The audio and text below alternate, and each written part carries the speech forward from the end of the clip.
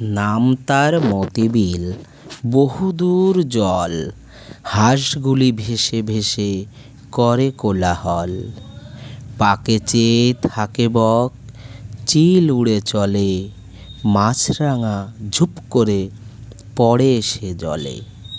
হেথা হোথা ডাঙা জাগে, ঘাস দিয়ে ঢাকা, মাঝে মাঝে জলধারা চলে আঁকা বাঁকা। কোথাও বা ধান ক্ষেত জলে আধো ডোবা, তারই পরে রোদ পড়ে, কী বা তার শোভা।